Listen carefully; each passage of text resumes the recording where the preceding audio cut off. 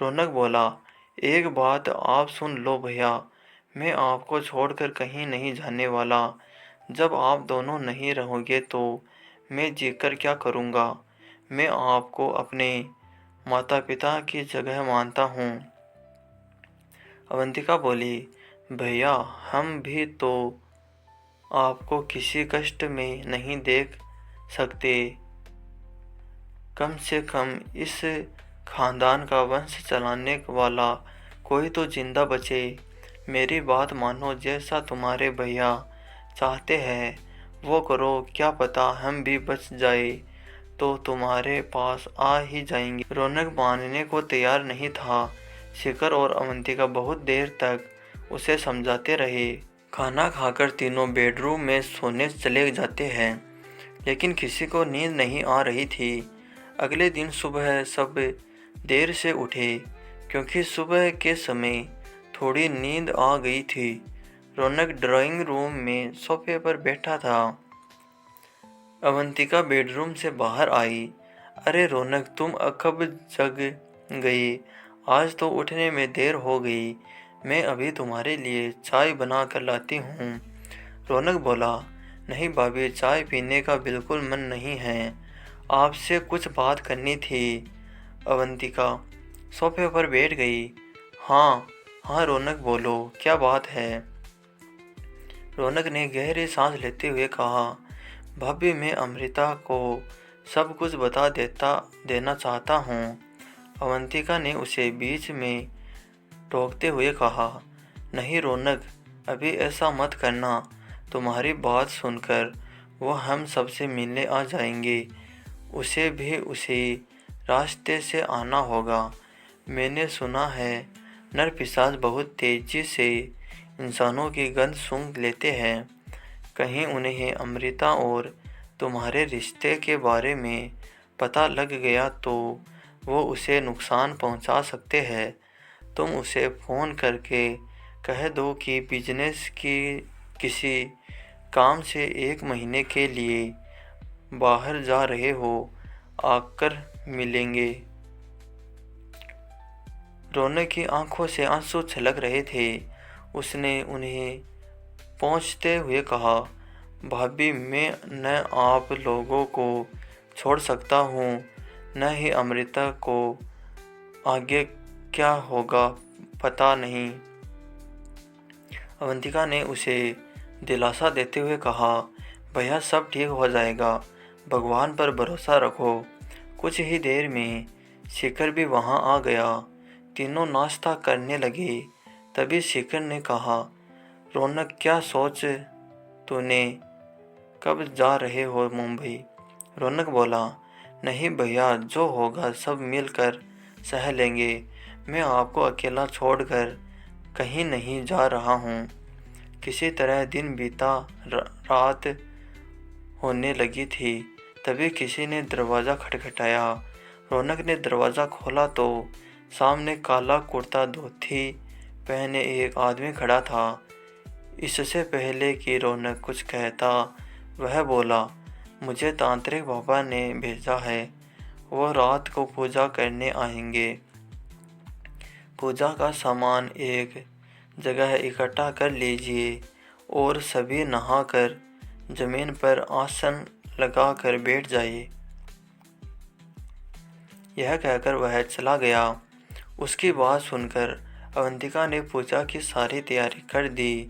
सभी नहाकर तैयार होकर एक कमरे में आसन बिछाकर बैठ गए। रात के 11 बज गए थे, लेकिन तांत्रिक का कुछ आता पता नहीं था। तभी किसी ने जोर से दरवाज़ा पीटना शुरू कर दिया। वह आवाज़ इतनी तेज थी कि तीनों डर गए। शिखर ने डरते डरते दरवाजे के पास पहुंचकर पूछा, कौन है? बाहर से तांत्रिक की आवाज़ आई, जल्दी से दरवाज़ा खोल, मैं हूँ तांत्रिक। शिखर ने दरवाज़ा खोला तो देखा तांत्रिक अपने 2 चेलों के साथ खड़ा था। उसके माथे से खून बह रहा था। वे तीनों जल्दी से अंदर आए और उन्होंने दरवाज़ा बंद कर दिया। शिखर बोला, ये आपके खून कैसे निकल रहा है? तांत्रिक ने उसे घूमते हुए कहा, अच्छा जैसे तुम्हें कुछ पता ही नहीं। तभी वहाँ रौनक और अवंतिका भी आ गए। शेखर बोला, क्या कहा रहे हो बाबा, मुझे कैसे पता होगा? यह सुनकर तांत्रिक और उसके दोनों चेले हंसने लगे। उनके ठहाकों से पूरा घर गूंज गया। रौनक ने शेखर का हाथ पकड़ लिया और तांत्रिक की ओर इशारा किया। तांत्रिक की आंखें लाल थी, जैसे उनमें खून उतर आया था। रौनक बोला, भैया ये तांत्रिक नहीं है। यह सुनकर तांत्रिक बोला, हाँ सही कहा तूने, मैं वही हूँ जिसे तूने मारा था। मुझसे बचकर कहाँ जाएगा तू? शेखर, रौनक और अवंतिका तीनों डर से कांपने लगे।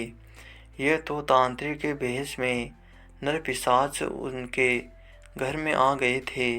तीनों को सामने साथ मौत नजर आ रही थी। तभी तीनों नर पिशाच के रूप में सामने प्रकट हो गए। शेखर बोला, आपको मारना है तो मुझे मार दो, लेकिन इन दोनों को छोड़ दो, ये दोनों बेकसूर है। लेकिन तीनों पिशाचर बिना कुछ बोले ठहाका लगा रहे थे।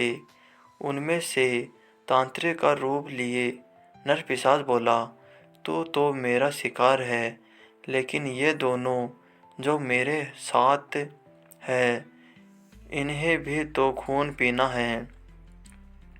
तभी दरवाजे के नीचे से धुआं आने लगा, जिससे तीनों नर पिशाच बेहोश हो गए। पहला बोला, हमें भगाने का उपाय कर रहा है, हम तुझे छोड़ेंगे नहीं। अभी तो हम जा रहे हैं, लेकिन फिर वापस आएंगे। यह कहकर तीनों दरवाज़ा खोलकर तेजी से बाहर भाग गए। तभी तांत्रिक एक आदमी को लेकर घर में आया।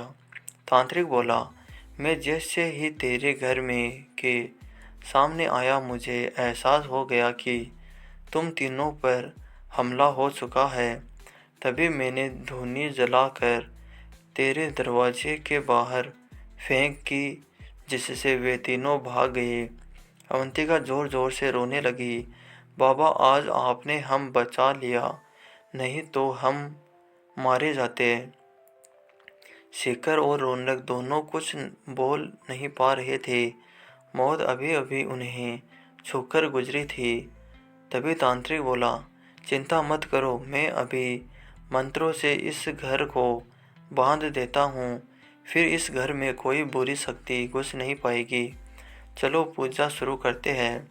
कुछ ही देर में तांत्रिक ने पूजा शुरू की।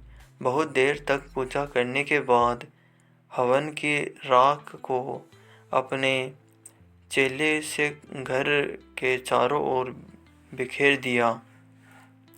जाने से पहले तांत्रिक ने कहा, मैं अब यहाँ नहीं आऊँगा। तुम लोग जब तक इस घर में हो सुरक्षित हो, लेकिन अगर किसी काम से बाहर जाओ तो ये माला ले लो। एक बार में एक ही आदमी बाहर जाए, वो भी इस माला को पहनकर। तांत्रिक चला गया। तीनों वहीं सोफे पर बैठे गए। रौनक बोला, भैया ये तो बहुत भयानक है, हम इनसे कब तक बच पाएंगे?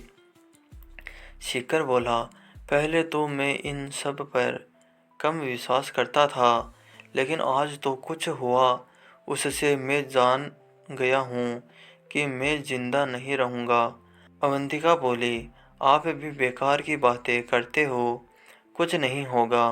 आपको उपाय कर तो रहे हैं। तीनों एक दूसरे को समझा रहे थे, लेकिन खुद अंदर से डरे हुए थे। शेष आगे। तो दोस्तों आपको कहानी कैसी लगी हमें कमेंट कर ज़रूर बताइए, और प्लीज़ वीडियो को लाइक कीजिए और चैनल को सब्सक्राइब कीजिए। Thank you.